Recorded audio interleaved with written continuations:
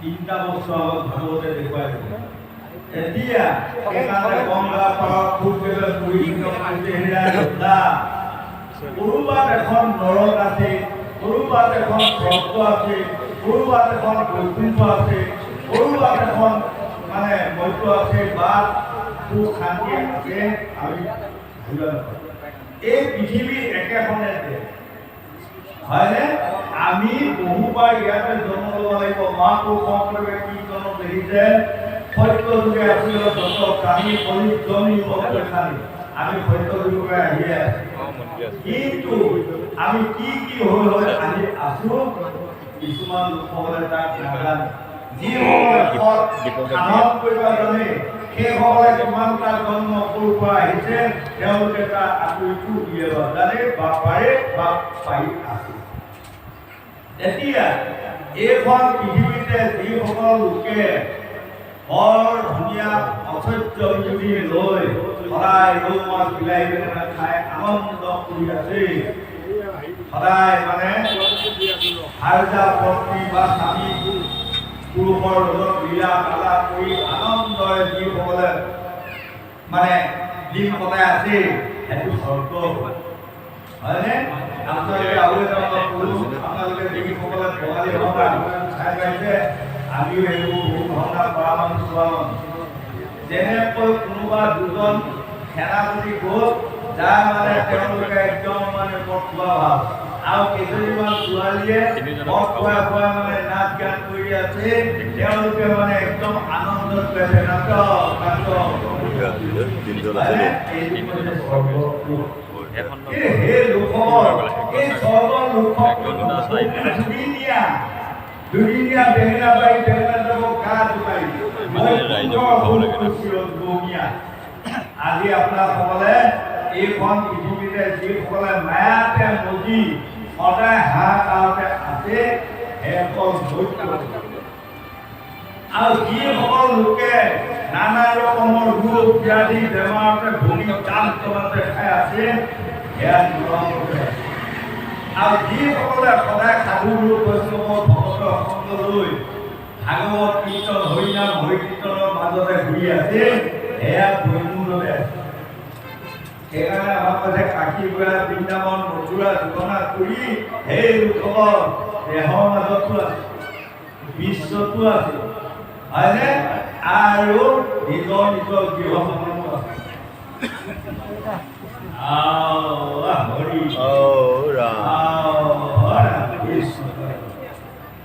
এতিয়া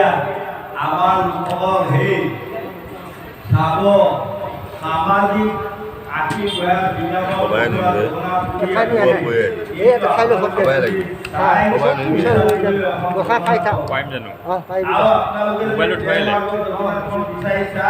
নিজৰ দেহটোতে জগন্নাথ সোঁহাতৰ কণ্ঠে বধুভদ্ৰ বাঁহাতৰ কণ্ঠে শ্ৰীকৃষ্ণ মাজত যিখন চাল জেগা আছে সেয়া হ'ল সুভদ্ৰা দেৱী, সেয়া জগন্নাথ পুৰী কৃষ্ণ হয়নে? সেয়া জগন্নাথ পুৰী। আকৌ যদি আজি আপোনালোকে সমাজত চাই এইখনে হ'ল কাশী গয়া বৃন্দাবন মথুৰা জগন্নাথ পুৰী। কাশী গয়া বৃন্দাবন মথুৰা জগন্নাথ পুৰী কি ওলায়? হৰি কথা ওলায়। আজি ইয়াত যে হৰি কথা ওলাই আছে এয়া হ'ল কাশী গয়া বৃন্দাবন মথুৰা জগন্নাথ মানে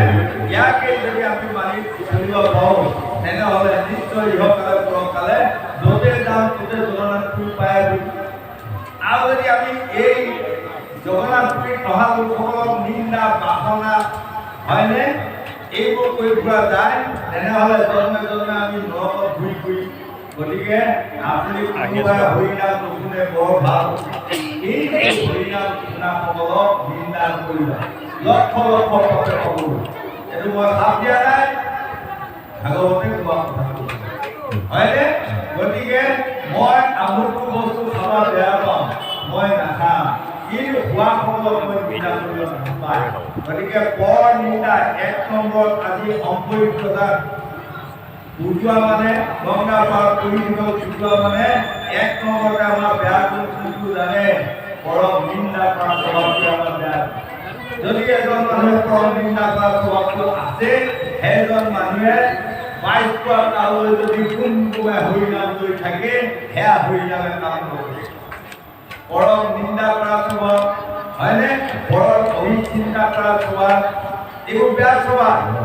পৰক অহংকাৰ কৰা স্বভাৱ পৰক ইতিকি কৰা স্বভাৱ আমাৰ দুই এটা সত্ৰা কৰিব আছে সদায় পৰক ইতিকি কৰা স্বভাৱ এইবোৰ একেবাৰে বেয়া স্বভাৱ এই উঠোৱা যুৱক যুৱতী প্ৰজন্মসকল আপোনালোকে যদি জন্মে জন্মে শান্তি লাভ কৰিব বিচাৰে জন্মে জন্মে যদি সুখ পাব বিচাৰে জন্মে জন্মে যদি সদায় মানে সাধু বৈষ্ণৱ সংগ বিচাৰে তেনেহ'লে আপোনালোকে অহংকাৰ ত্যাগ দিয়া পৰক নিন্দা কৰা স্বভাৱটো এৰি দিয়া পৰক ইতিকি কৰা স্বভাৱটো এৰি দিয়া পৰক উচাপাতি কৰি থকা স্বভাৱটো এৰি দিয়া হয়নে এইবোৰ বেয়া স্বভাৱ যেতিয়া আপুনি এৰি দিব তেতিয়া আপোনাৰ হৃদয়ত এই ভাল স্বভাৱ যে আত্মা আছে সেই আত্মা স্বভাৱে আপোনাক আঁকুৰি সাবুত মাৰিব হোৱাৰ লগে লগে আপুনি এই পৃথিৱীখনৰ যিফালে চায় সেইফালে সকলোকে জ্ঞানী দেখিব যিফালে চায় সেইফালে সকলোকে সুখী দেখিব শান্তিয়ে বসবাস কৰা দেখা পাব তেতিয়া তাৰমানে আপুনিও শান্তি পাব গতিকে বৰ শান্তি বিচাৰণেহে নিজৰ শান্তি লাভ কৰিব পাৰে বুলি চাৰি ব্যস্ত ৰখাটো অংশগ্ৰহণে আমাক বুজাই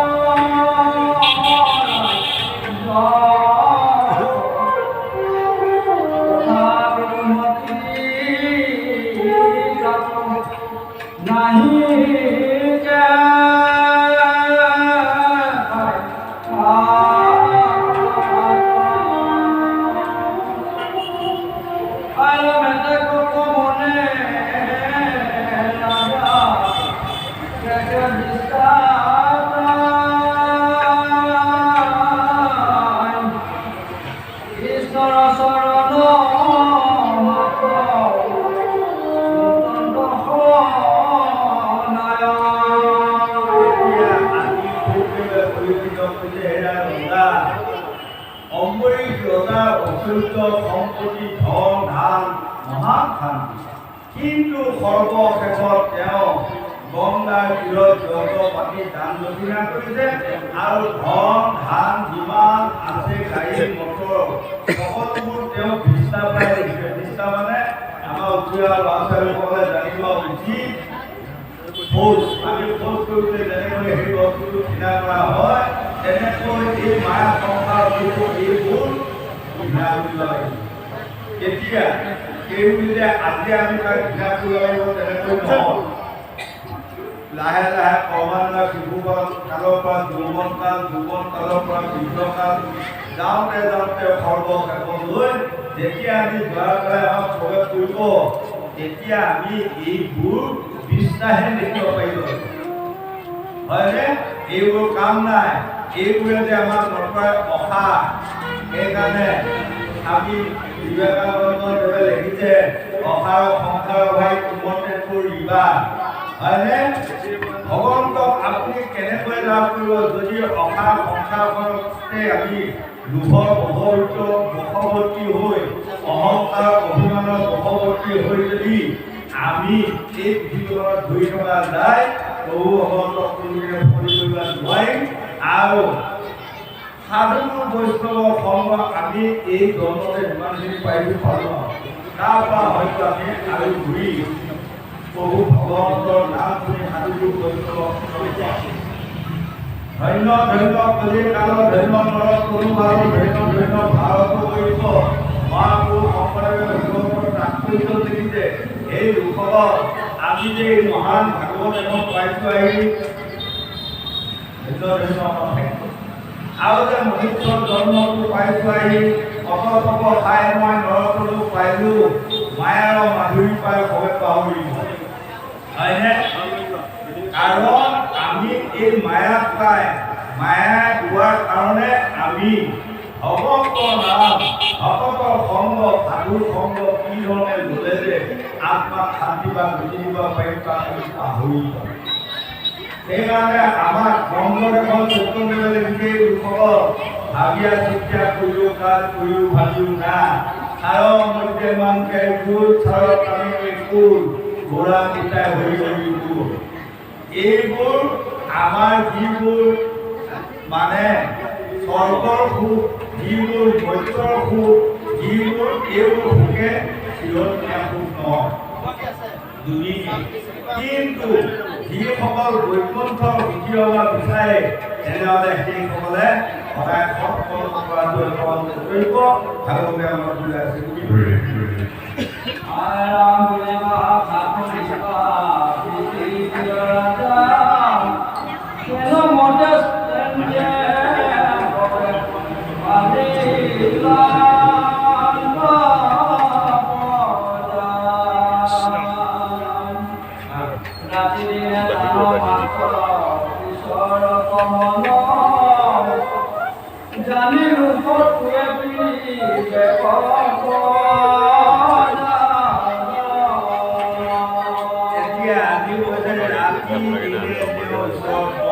আৰু ধন ধান পুত্ৰ ভাৱে সকলো ঈশ্বৰৰ বস্তু তেওঁ বুজিব পাৰি থাকি আজি ঈশ্বৰৰ ওচৰতে অৰ্পণ সেইকাৰণে আমাৰ গোসাঁনীসকল আপোনালোকে যেতিয়া ঈশ্বৰ সেৱা কৰিব ঈশ্বৰ সেৱা আপোনালোকে কি ক'ব জানে মোৰ স্বামী পুত্ৰ পুত্ৰী বা মোৰ দেহেকে সকলো আপোনাৰ ওচৰতে অৰ্পণ কৰিব হয়নে আকৌ স্বামীসকলে ঈশ্বৰৰ সেৱা কৰি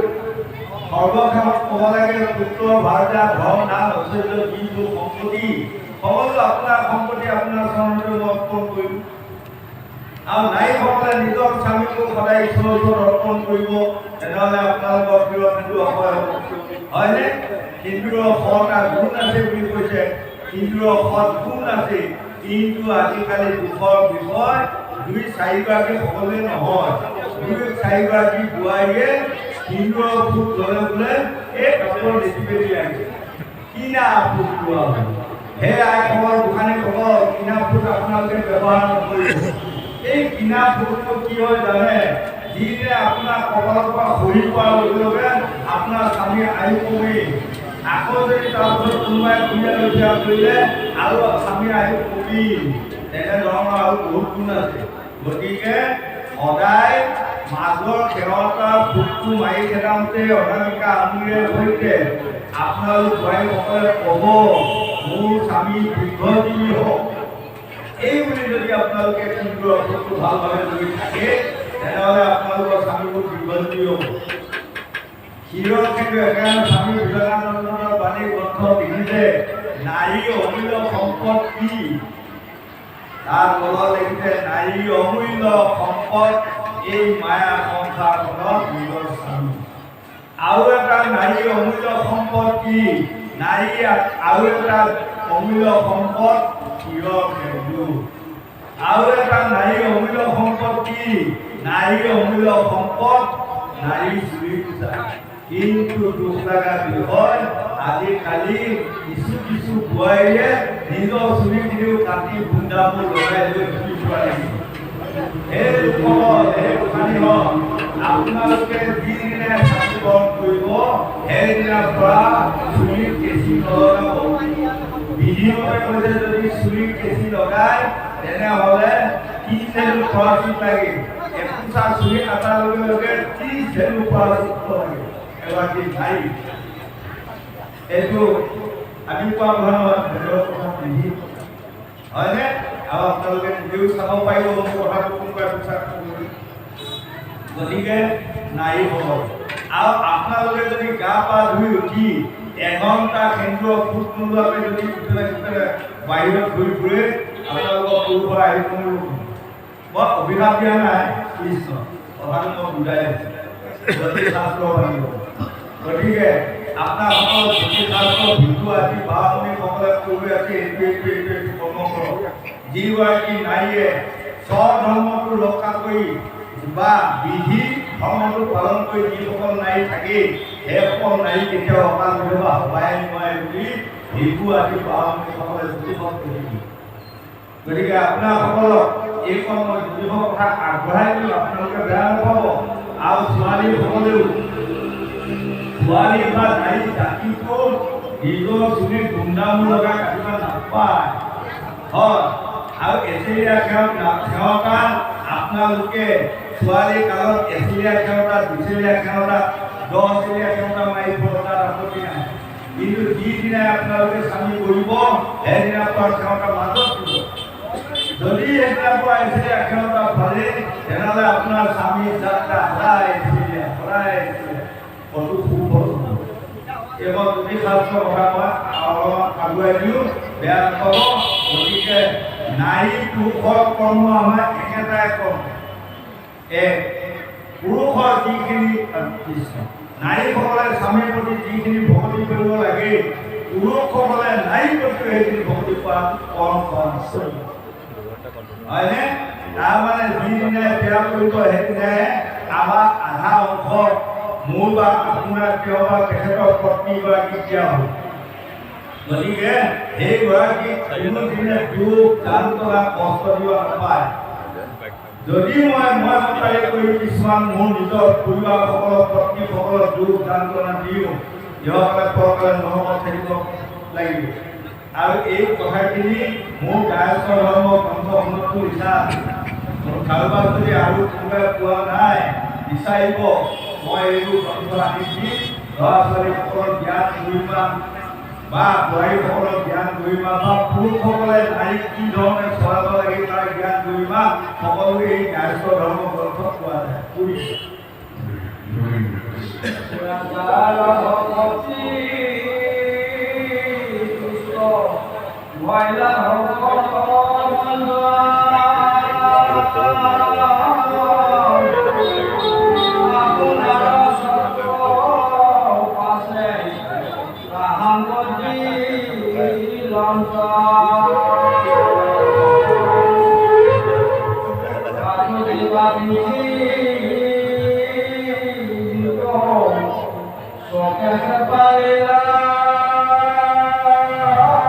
এতিয়া ভয়েসটো চাওক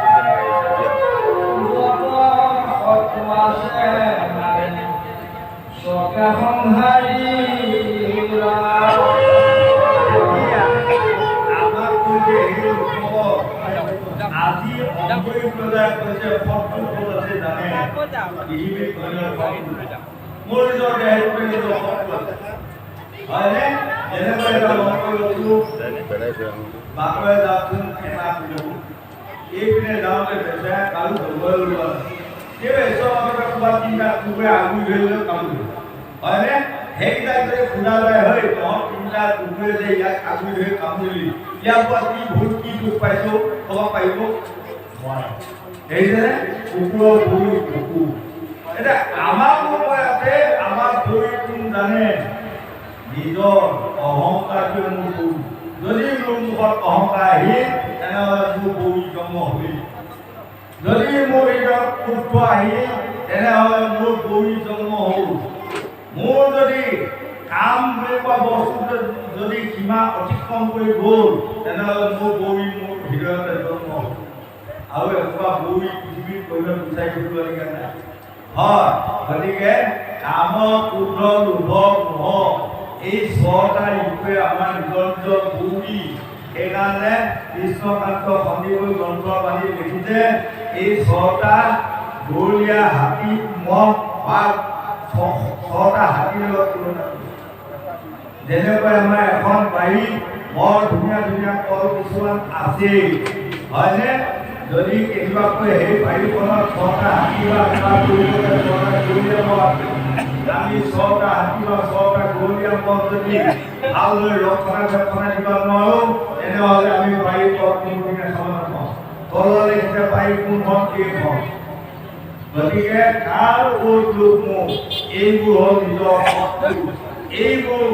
আমি যেতিয়া ব্যৱহাৰ কৰিম আমাৰ শত্ৰু বাঢ়িব আমাৰ আয়ু তাৰপৰা এজন ডাঙৰ মানুহ অহংকাৰ কৰি আমাৰ আয়ু কমি এই উঠি অহা যুৱক যুৱতী প্ৰজন্মসকল জানি ল'ব পিতৃ মাতৃ অকণমান সূচক পানী গ'লে আমাৰ আয়ু কমিল এগৰাকী স্বামীয়ে নিজৰ স্বামীক বেয়া ব্যৱহাৰ কৰিলে আয়ু কমিল আৰু এগৰাকী স্বামীয়ে নিজৰ পৰিবাৰ বা নিজৰ পত্নীগৰাকীক যদি বিনা দোষত আঘাত দিয়ে তোমাৰো আয়ু কমিব হয়নে আমাৰ কিছুমান মানুহে ভাবে নহয়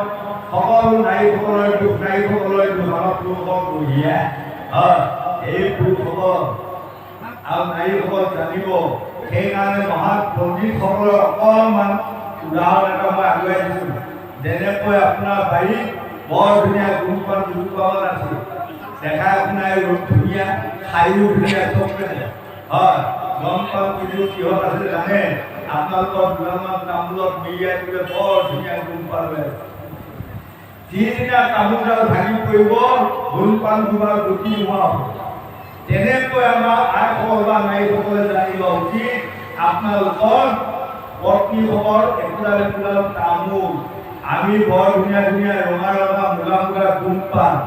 হয় কিন্তু তামোল নষ্ট হ'লে গুণপানৰ জ্ঞান নহয় 2 নম্বৰ আকৌ পুৰুষসকলে তাকে শুনি যদি ভাবে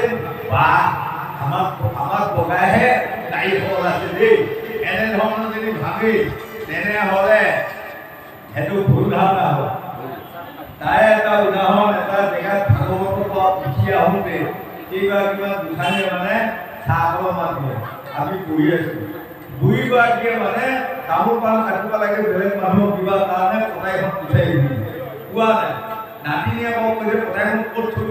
ক'ত থৈ পালোঁ বিচাৰ কৈছে নিজে লৈ আছিলে নাই এতিয়া তুমি তেতিয়া বুঢ়ীজনী মনত পৰিল এই বাটৰ লগত তামোল দোকানত মানে বহি কেইজন মানুহৰ লগত তামোল পাণ খাই খাই কটাইখন কাটেই উঠে তেতিয়া বুঢ়ীজনীয়ে কৈছে এই বোপাই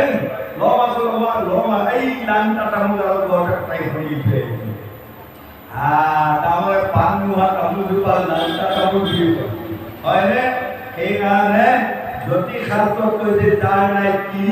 তাৰ নাই দি মই এইটো একদম অসমীয়া ভাষা কৈছোঁ যিসকল পুৰুষৰ তিনি নহয় বা তিনি অকালতে যায় সেইসকল পুৰুষক মই খাব দিয়া নাই অভিযোগো দিয়া নাই